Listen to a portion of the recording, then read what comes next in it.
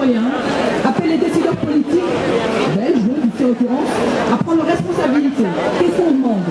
La levée du blocus de Gaza, l'accès sans restriction à l'aide humanitaire, la suspension des accords d'association avec Israël tant qu'ils ne se conforment pas au droit international, un embargo sur les ventes d'armes ainsi que l'arrêt de toute coopération militaire avec Israël.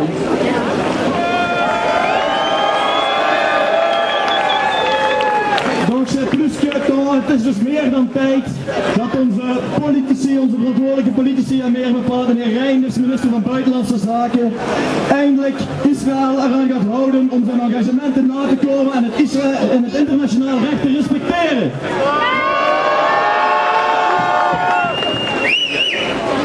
Nous allons donner la parole donc à Pierre Galland, qui est responsable de l'ABP, l'association belgo-palestinienne, qui va venir nous dire un petit peu. Et puis on continue avec le COCAP, avec Fadi, Génération Palestine, met Zakaria, Ental, met Joachim, et aussi l'UPTGB avec leur président Anne Grals. Merci.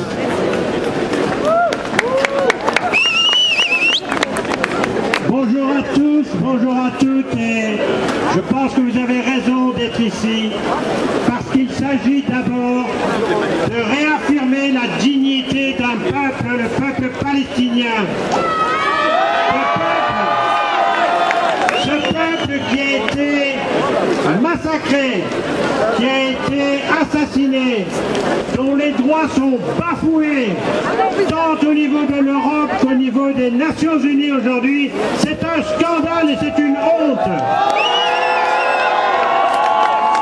Nous devons, et je vous appelle tous, à téléphoner, à envoyer des messages à nos responsables politiques, à notre Premier ministre, à notre ministre des Affaires étrangères, au président du Parlement européen, à Madame Ashton, tous ces gens qui regrettent chaque fois qu'on bombarde et qu'on massacre des Palestiniens et qui condamnent lorsque les Palestiniens organisent leur résistance. Le peuple palestinien a droit à sa résistance. Il a droit à se battre pour la conquête de ses droits et pour l'aboutissement de ce que sont ses légitimes aspirations et revendications pour son autodétermination. Et donc, chers amis, aujourd'hui, n'hésitez pas, j'étais hier avec le chef de cabinet de monsieur le ministre des Affaires étrangères, monsieur Reinders. Ce que j'ai entendu était honteux. J'ai entendu dire par un chef de cabinet de ce pays que la Belgique avait été tellement généreuse avec la Palestine et avait toujours exigé d'Israël d'être conforme au droit international et qu'aujourd'hui on allait faire ami-ami. Et vous savez ce que ça veut dire jouer ami-ami? C'est plaider au niveau des États européens pour que toute l'Europe s'abstienne aux Nations Unies lors du vote concernant le droit des Palestiniens d'être à l'Assemblée Générale des Nations Unies. C'est complètement honteux. Il faut que vous réagissiez, il faut que nous réagissions.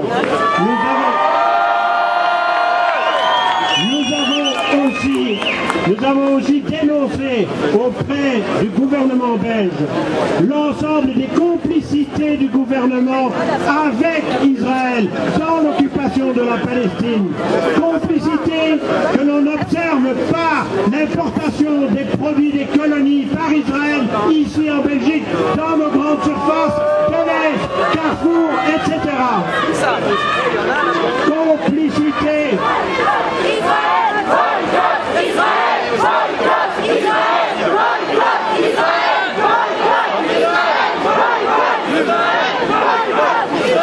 Complicité aussi, extrêmement grave, complicité aussi, lorsque la communauté européenne accepte de financer des programmes de recherche avec Israël en matière d'armement, notamment avec Elbit en ce qui concerne les drones qui ont permis de massacrer des Palestiniens à Gaza.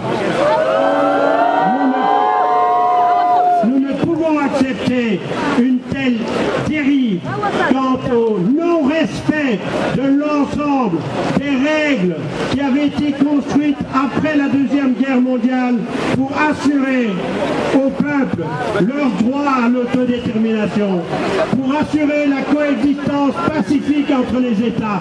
Aujourd'hui, l'ensemble de ces règles sont bafouées au pied par nos propres États qui prétendent après ça aller dans le monde pour juger les autres en matière de démocratie, pour juger les autres en matière des droits de l'homme, alors que nous sommes les premiers aujourd'hui à être complices de la violation des droits de l'homme palestiniens, de la violation des droits de l'homme dans une série de territoires où des guerres sont menées au nom des intérêts occidentaux, pétroliers et autres. Et je pense à deux villes martyres aujourd'hui, Gaza et Goma. Voilà, je vous invite en tout cas à ne pas croire qu'aujourd'hui, à ne pas croire que parce qu'il y a un cessez-le-feu, automatiquement les choses iraient mieux. Non, vous savez comme moi que cette guerre avait des intérêts politiques. M. Netanyahou veut se faire réélire. Cette guerre a pour but d'empêcher tout débat aux Nations Unies autre que celui d'un cessez-le-feu. Nous devons donc ensemble être vigilants, être capables d'interpeller le monde politique et faites-le, envoyez des lettres, n'hésitez pas à écrire, n'hésitez pas à prendre votre computer et envoyer des messages vers les parlementaires, tant au Parlement belge, parce que c'est maintenant qu'on va décider quelle est l'attitude de l'Europe aux Nations Unies. Aux Nations Unies, non seulement à New York, mais aussi à Genève en matière des droits de l'homme. C'est maintenant aussi que l'Europe doit se prononcer, pas seulement sur son budget, mais aussi sur l'attitude qui sera adoptée par les Européens dans ce conflit pour faire respecter le droit, c'est-à-dire l'arrêt des colonies de peuplement, l'arrêt immédiat et le retrait des colonies de peuplement. Et cela, nous devons nous battre pour l'atteindre. Et je vous assure que j'étais il y a un instant, si je suis un peu en retard, c'est parce que j'étais en réunion avec des juristes internationaux par Skype, parce qu'au nom du tribunal Russell, nous allons continuer ce combat aussi. Et donc, vive l'action de tous les militants pour les droits de l'homme et les droits des peuples, vive l'action de BDS pour faire triompher le droit légitime du peuple palestinien.